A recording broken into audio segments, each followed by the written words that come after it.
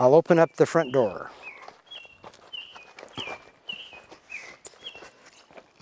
Well, let me make a few comments about the church. The church is probably the best kept building in the village. And the church means a great deal to the villagers, even though the population of the village has gone down, down, down. So they take a lot of pride and they do keep up the church. At one time in this church, there was an altarpiece carved out of wood, and it was done, the carving and the painting of the altarpiece, it was the Trinity. It was created by one of the most famous santeros in New Mexico. The guy's name was Jose Gracia de Gonzalez, and his works are museum pieces. And so this altarpiece was purchased by some wealthy family in the village sometime before 1900, and it was here, and the village took great pride in it. When the flat roof became a pitched roof, and this was the first structure in the community where that happened, apparently the contractor, a guy named Stern from Las Vegas, took as partial payment the altar screen. And it was damaged somewhere along the way, and it now is in one of the major museums, the Museum of International Folk Art, up in Santa Fe. And this was a major stumble on for me to find that and get a photograph of it and reproduce that photograph in the book about the village. When I first came out here, there was a bulto. Now, a bulto is a freestanding santo, a freestanding saint. And it was carved out of wood, and it was painted in kind of pastel colors.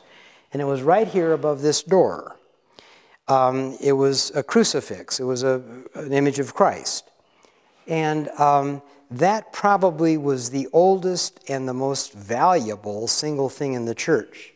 So in later years when I came out here, all of a sudden the bulto was taken down, because some of these churches have kind of been robbed of things like their bells out of the bell towers and these valuable carved imagery.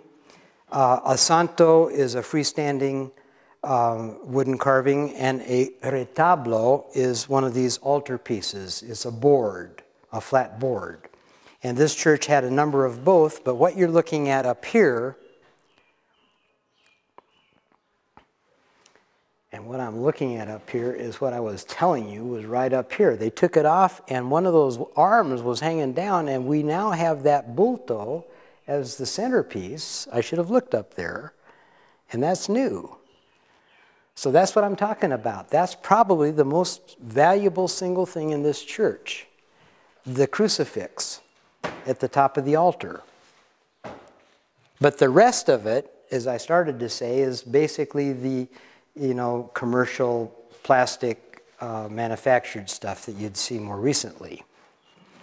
I was in a church, much like this one, 20 years ago.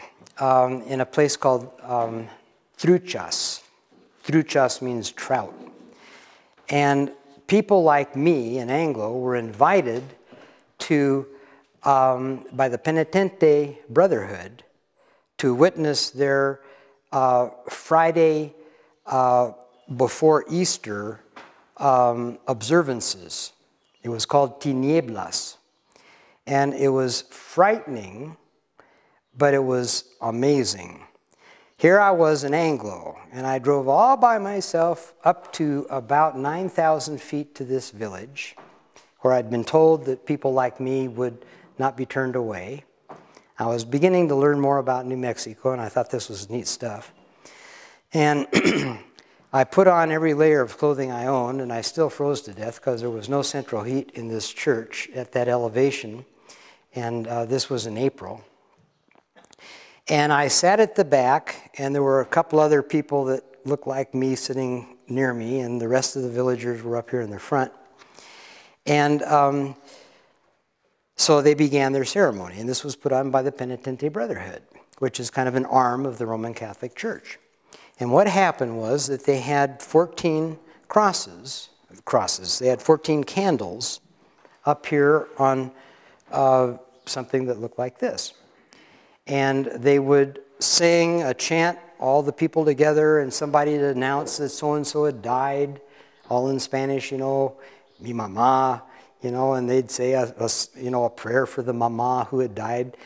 And then there'd be a Santa Maria, you know, and the people would sing and kind of together. Then somebody up here snuffed out candles on either end. So there were 12 candles. And then they did this again, Santa Maria, and then there were 10.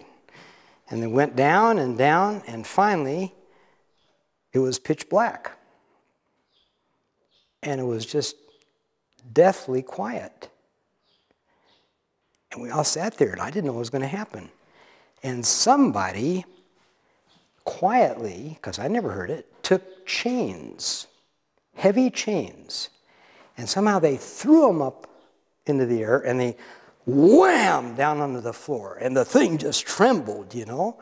And then they did it again, wham, you know, and it was like Christ descending into hell, is what I think I read, and coming, resurrecting from hell, purgatory, I don't know what happened. But anyway, he went down and came back up. And this was simulating on Good Friday, before Easter, that ritual that the Catholics put on.